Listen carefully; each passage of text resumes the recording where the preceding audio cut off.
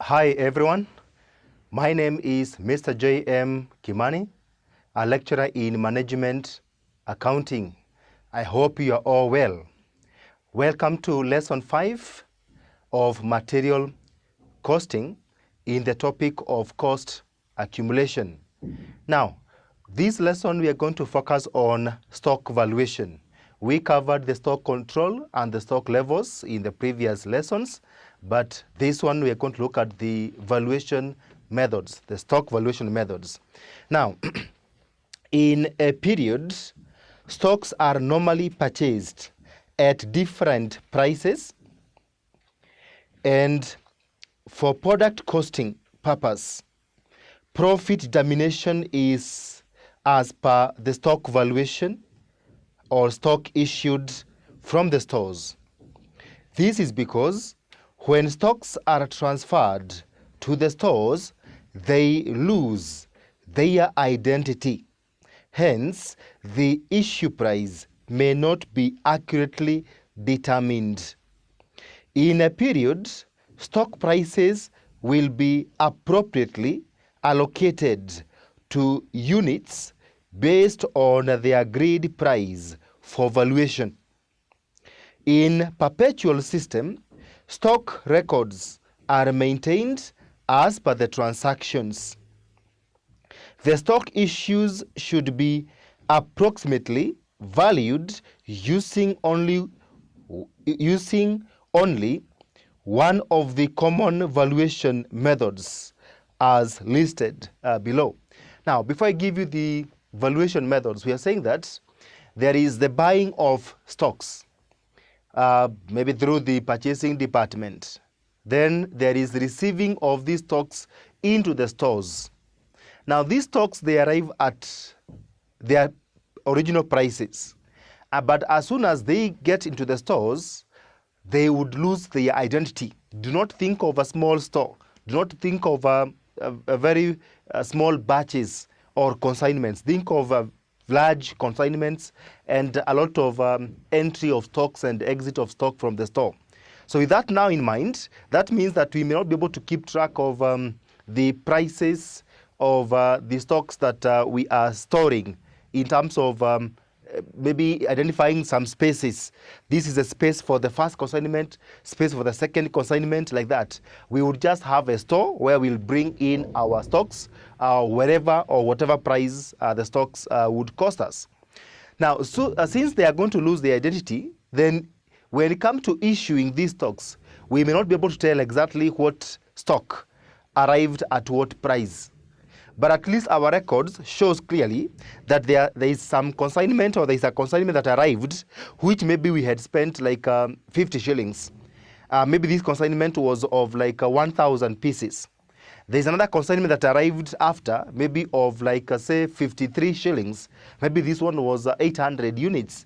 So because our records show clearly, then we just need to identify a predetermined price, or either a price at which we are going to be issuing the stocks from the store. That we say the first 1,000, for example, should commensurate to the 1,000 that appears in the record that arrived at 50 shillings. Even though physically it is not the actual unit or units that we are exiting from the store. But in the records, we are saying that the first 1,000 of the stocks that get out of the store should be valued at the price of the first consignment that arrived, which was 1,000 each at 50 shillings. So this tells us that we need to identify the different prices or price at which we'll be valuing our stocks from the stores. So we are going to be keeping record of the prices and the consignments coming to the store. Then again, we are going to use the same to maybe predetermine or determine the prices or the issue prices from the store. And this is perpetual stock system, where we will be having entry of stock maybe on daily basis, stock in and stock out, like that. Now, the stock valuation methods, common ones, are as follows. Roman 1, first in, first out, that is FIFO. Last in, last out, that is LIFO. We have weighted average cost.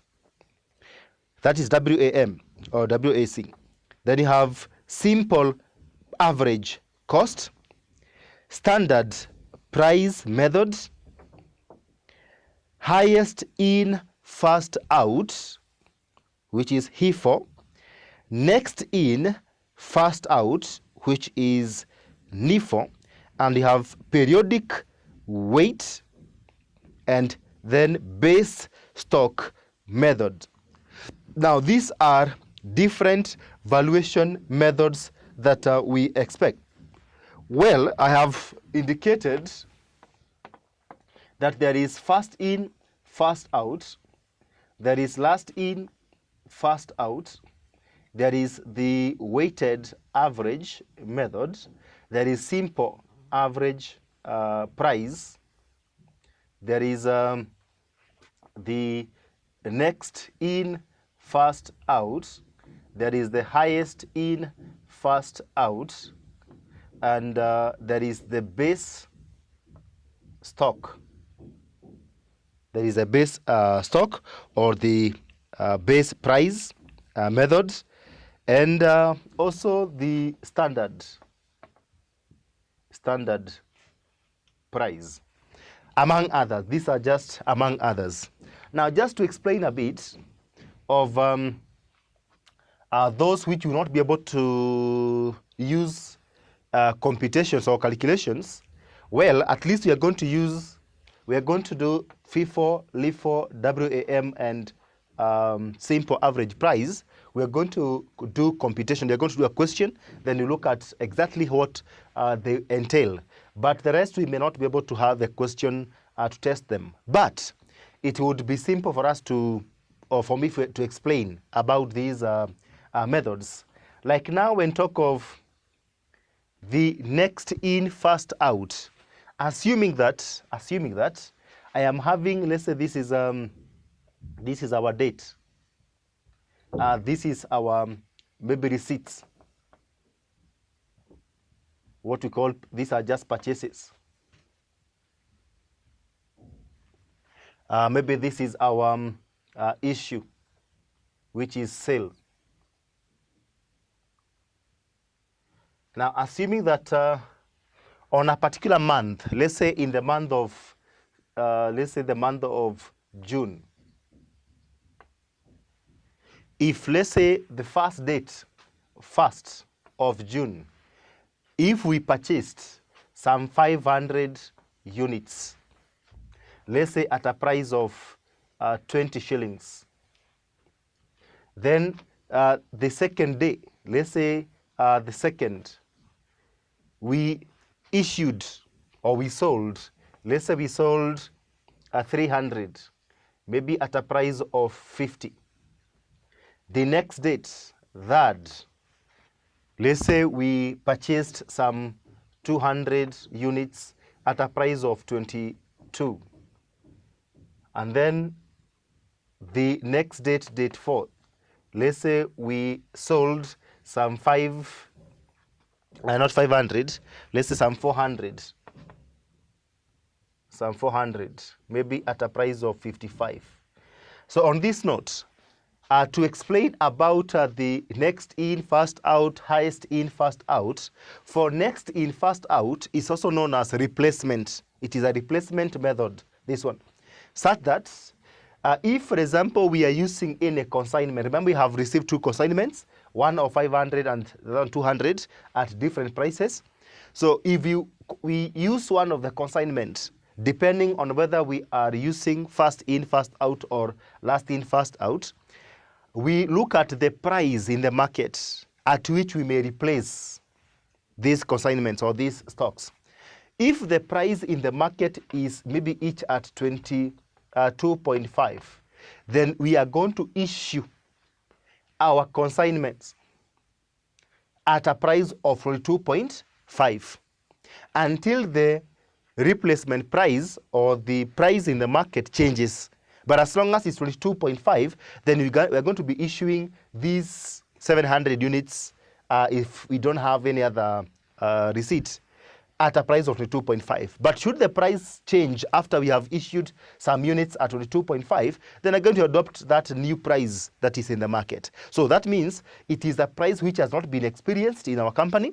It is actually out there that we are predicting. Should we want to replace and buy more stocks, we would buy maybe at 22.5. That is what we call the next in, first out.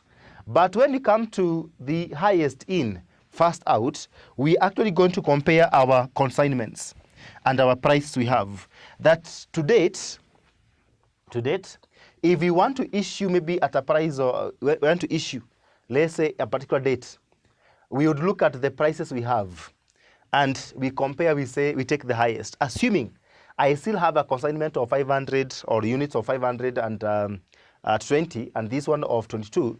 If I'm having the two still in my books, I have not exhausted 500 or 200, then that means I'll take the highest of the price, which in this case is on 2 shillings, which is the highest compared.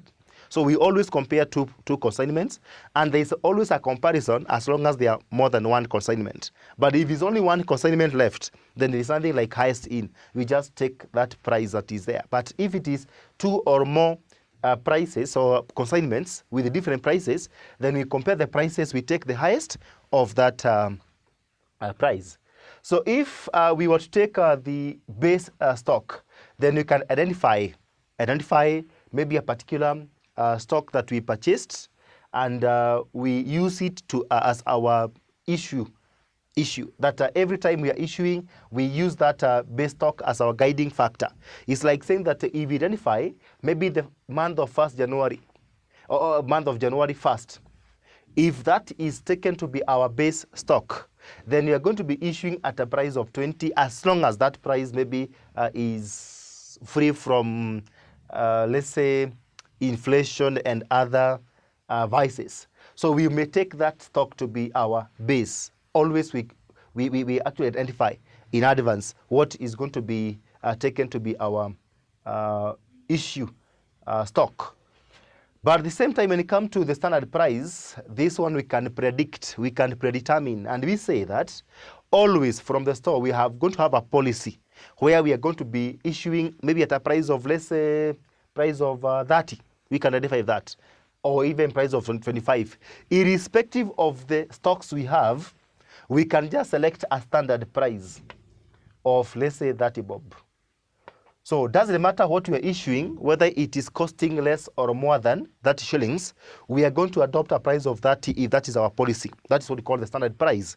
So this is what we'll be taking as the issue price every now and then. But purchasing can be different prices, but issue will be just at 30 shillings taken to be our standard price. We are not taking this 30 shillings to represent one of the stocks here, like it is for the base stock. No, we're just taking a price, predetermined price, and we set it at 30 shillings.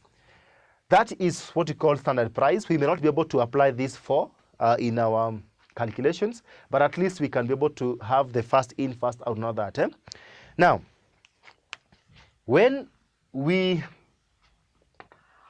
talk of the first in, first out, if I would begin with the first in, first out, this, as the name suggests, is that despite the stock losing their identity as they arrive in our store, then we may have a situation where we maintain the records showing that we have 2 consignments, one at 20 and the other one at 22. So because our records show clearly that we do have the units and these prices, when it comes to issuing, we are going to follow the record and say that up to the first 500 units to get out of the store should actually be valued at the price of 20, because we are using the first in, first out. The price at which the first consignment arrived is the price to be taken. So as per the record, up to 500 units will be valued at 20. It is unless now we exceed 500 that we can go to the price of 22. But when it comes to last in, first out, then this one is opposite, that as long as we have the 2 consignments, we have not exhausted any of the 2, then we are going to use the last in consignment, the price, to be the issue price. So we exhaust the first 200, not in terms of physical identification with the price, no, but in terms of in the records, we just want 200. Doesn't matter which stock it is, but the first 200 units to get out of the store should be valued at 22 as per the records. And then now from there we can go back to this one. That is now last in, first out. That's the position. Now, for example, like if I make an adjustment here and I have this way, let's say this is 200 at 22.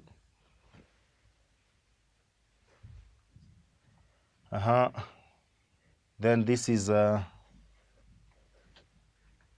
300 at, let's say, that 50. So I've interchanged the dates so that now at least we can have the issue date to be after you have two consignments. So if I'm doing first in, first out, then when I come to issuing, this is that. When it comes to issuing, date that. So I'll take these 300 and I issue the 300 at the price of 20 shillings. And our balance, so if I talk of the balance will be, remember we had these 700, so we have issued these 300 at 20. So the balance that remains is the 200 at 20 and the new one of 200 at 22. So out of 700, I've issued 300 and I've left with 400. So the 300 I've issued, I've used the first in, first out. So that date, I'm having a balance of 400 units at these individual prices. That should I go to the next date, let's say date 4th, I'm still issuing, and I'm issuing 400. 400 is actually going to be the whole of this. And in this case, let me just make an adjustment. I don't want to have some closing stock. So let's say this is 300. I would want to have some closing stock. Let's say this is 350. 350. So when I want to issue 350, I'll now come and say, because I'm using first in, first out, I first of all exhaust this 200 that was first in stock. So I take 200. I issue at 20.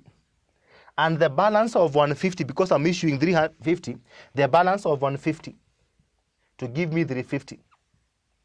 I issue at the last in stock of 22 shillings. That means I'll be having a balance here of 50 each at 22. Look at that.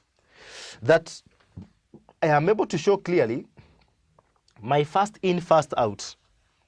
I had a total of 700 by date second, by close of date second. But date that, when I'm issuing 300, and remember, do not look at these prices, because this is a selling price by the selling department. That is going to be used in producing the income statement. But at the moment, we are using only the purchase and issue prices in the stores, not selling to the customer, but just the stores issuing to the selling department. So in that case, forget about these selling prices. So we only deal with these purchase prices. That we had some two consignments, one 500 each at 20, and the other one is 200 each at 22. As we come to issue 300, we issue first in, first out. The first consignment of 5, we issue 300, remains the 200. That is at 20 shillings. And we still have 200 at 22.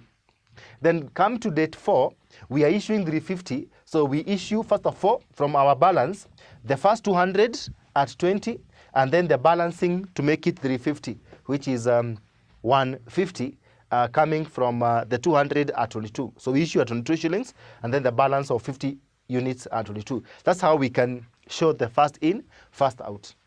If I show the last in, first out, this is last in, first out. Now, for last in, first out, noting that by date 2nd, we had the 2 consignments. So when it comes to date 3rd, we want to issue 300. But since I'm using last in, then the last in consignment is 200. So this is 200 at 22. But I want to issue 300. So therefore, a balance of 100 should come from the 20 shillings consignment. This one, or 500. This now is giving us 300 issued. Then the balance that remains that day. So our balance is that from the 500, we have issued 100 to make now 300 here. So that means it remains 400 at 20 shillings. Look at that. Last in, first out. We start by the last in consignment of 22 shillings. And the units are 200. Though we want to issue 300, therefore we have to borrow 100 from the previous consignment of 500. So at 20, we have a balance of 400. When I come to the next date, which is the date 4th, I want to issue 350. All the 350 can be valued, will come from one consignment. So I have here 350 at 20, and then I'm having my 50 remaining at 20. Now look at this. I am concerned with the closing stocks, that physically the stocks have no, the issue, the balance, the purchases have no difference. Our difference comes in when talk of closing stock, because like this stock, you see now the stock will be valued at 50 times 22. This actually coming to, is it 11? Let's see. So this is 22 times 50 coming up to 1100. This is shillings 1100. This is now our closing stock. But for this one, you see this one is going to be shillings 1000. So these different valuation methods, they actually bring difference in stock valuation or the closing stock valuation. And therefore, the effect is transferred to the income statement. That is why we have different valuation methods, and see which method is going to actually make sense. So anyway, that is showing the effect of first in, first out, and also last in, first out. Now, if we were to use highest in, first out, automatically we would have like borrowed from LIFO, because out of the 2 consignments, the one that is highest is 200. So it's now is 22 shillings. So it's now you should have started with 200. So that to highest in, first out here applies like the last in, first out. They are like the same. When I come to the simple average, let me talk of simple average price first. We do have these two. We'll take the average price. So we say date 3rd. We are issuing 300 units, but we are going to issue at a price of the average of 20 plus 22. Then this will divide by 2, which actually is 21 shillings. So we take the average price of these 2 consignments, which is 21. Then you can have now our balance. Maybe the balance is the 400 remaining each at. So we'll still have each at 21, because that is the price we have on average. And then we can be able to, although we can also have a case where we maintain the original prices here, so that now when it comes to issuing, it becomes simple for us. And something to note here, I would want to emphasize, whenever you're talking of the simple average price, this actually borrows its methodology from first in, first out. That the price changes as long as the first consignment is exhausted. For example, we have issued 300 from 7 That tells you it's like we have issued the first 300 from 500. That means it will remain with what? 200. So you can have 200.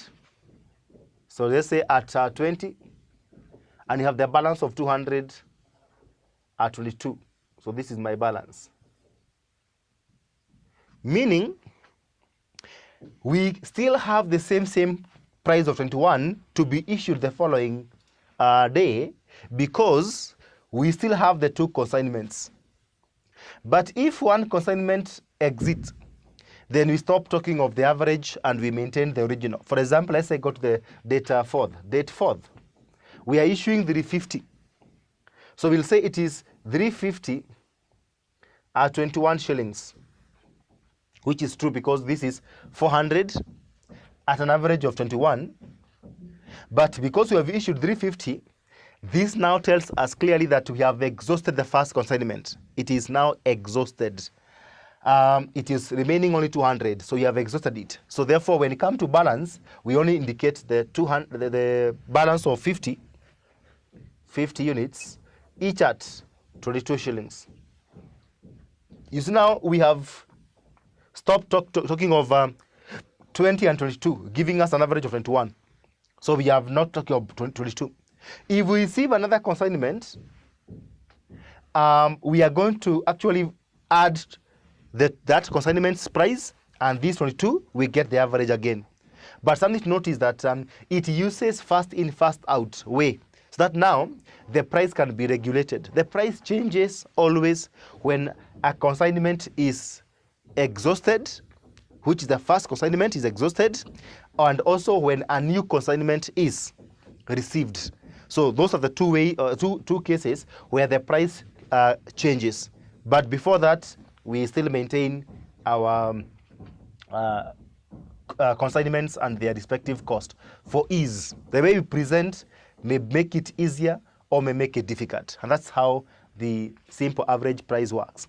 Then lastly, we have the WAM, the weighted average method.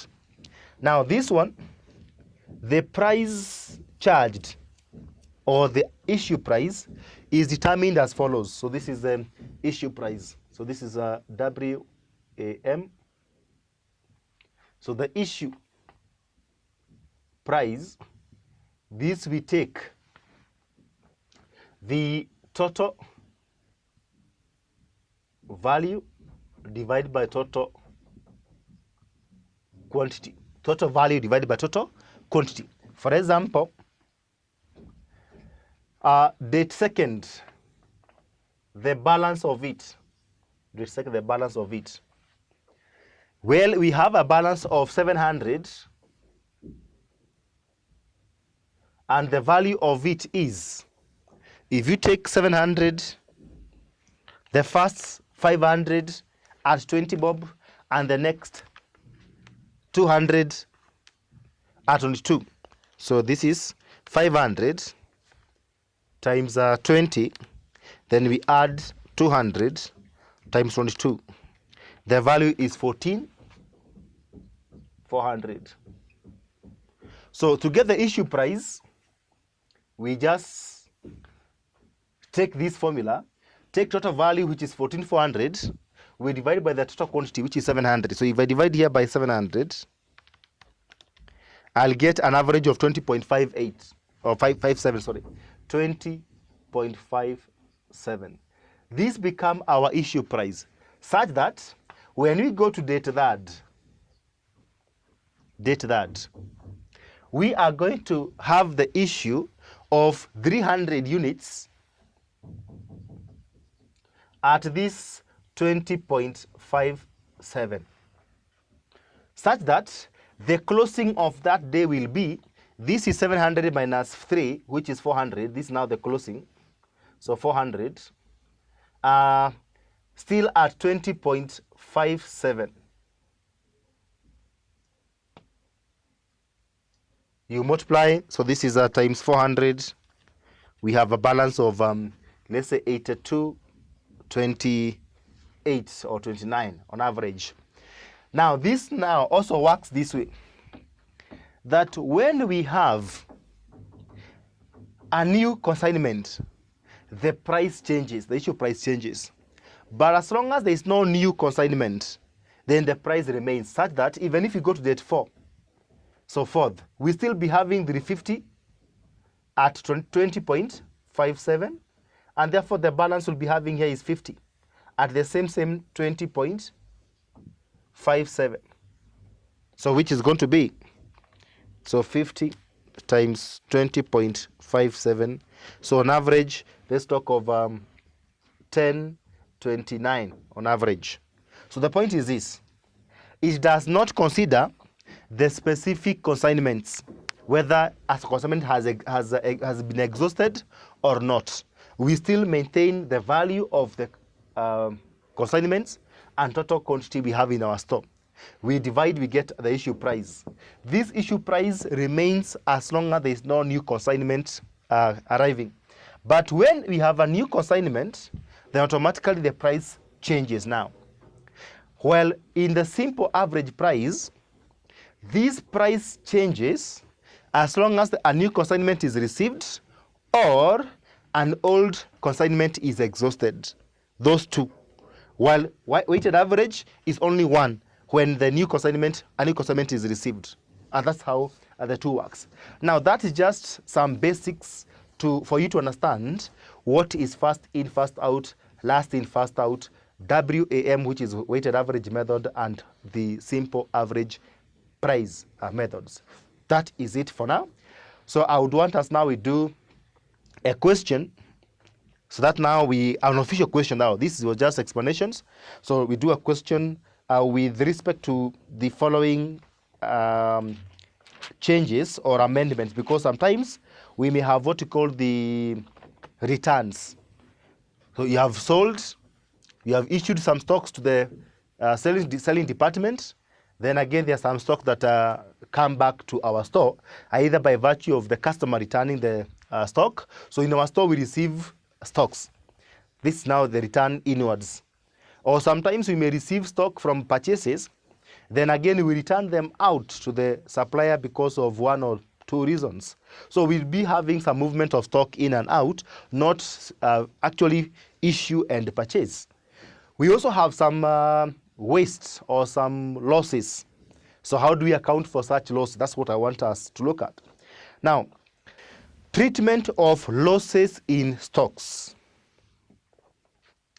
If actual units in stocks are different from units in the records, the difference is stock loss due to theft, evaporation, negligence, and others. The stock lost should be removed from the records and the amount transferred to the income statement as a stock lost or as a loss. For bookkeeping purposes, lost stocks are valued consistent with the method in use. So if you're using first in, first out, you're going to stick to that method to value the loss of stock.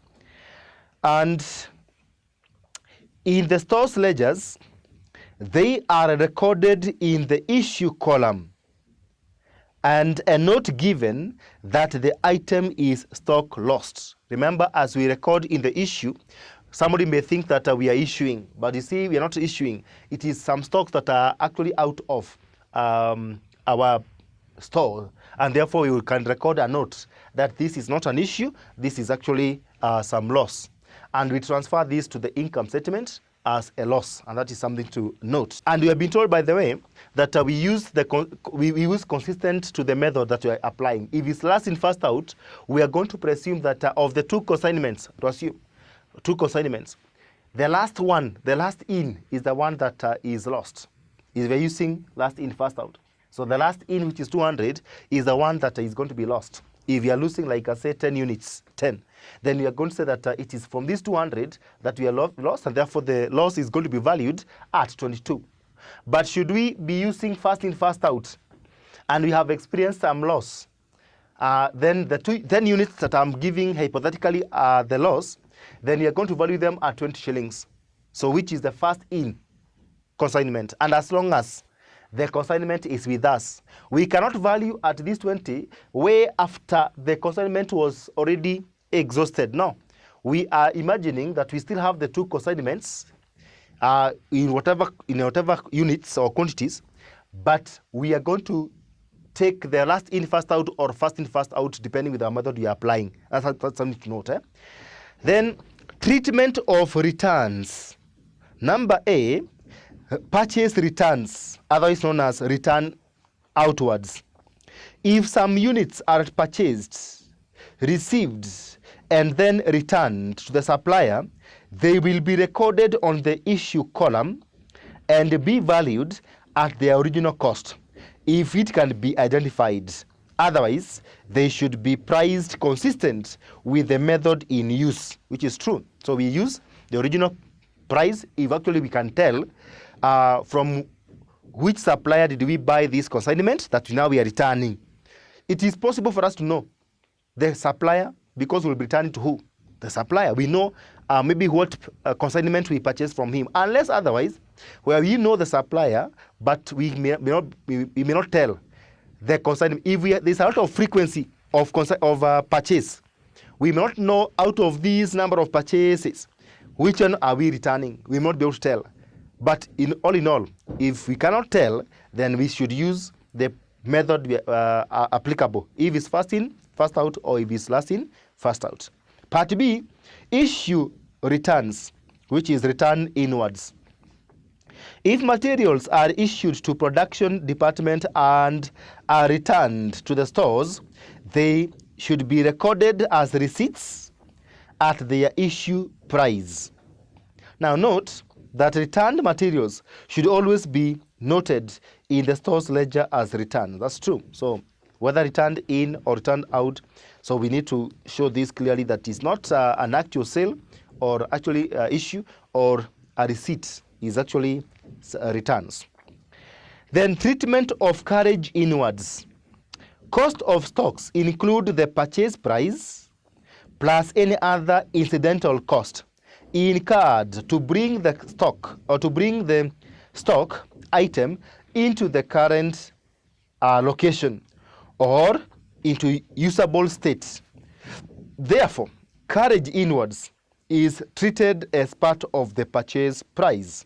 And in that case, the price of materials, this is the purchase price here, this purchase price here.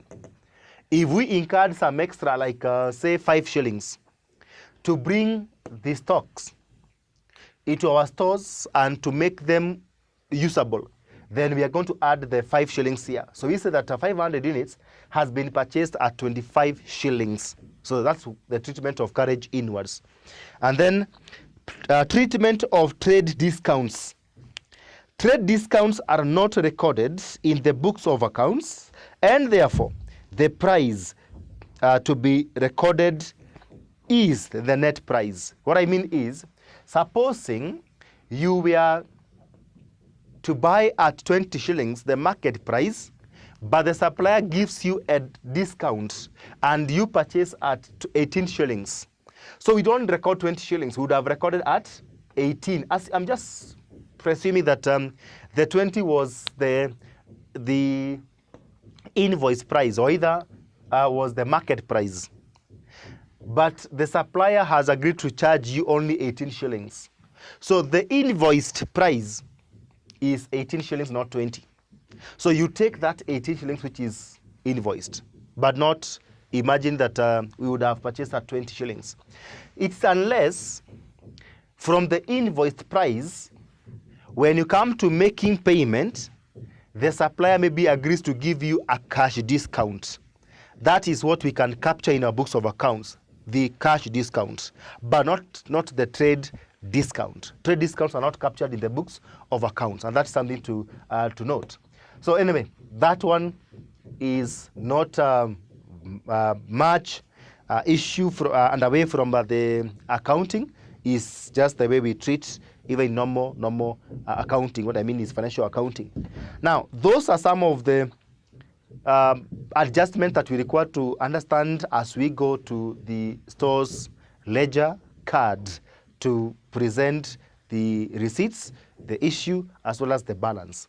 Now, I would want to end this lesson 5 there, so that now in lesson 6, we are able to do past paper questions concerning the material or stock valuation using these 4 methods I've listed: the FIFO, the LIFO, the standard or the simple price, and also the weighted average. So let's meet in lesson 6 so that you can do a past paper question. Thank you for now, and we meet next. Thank you.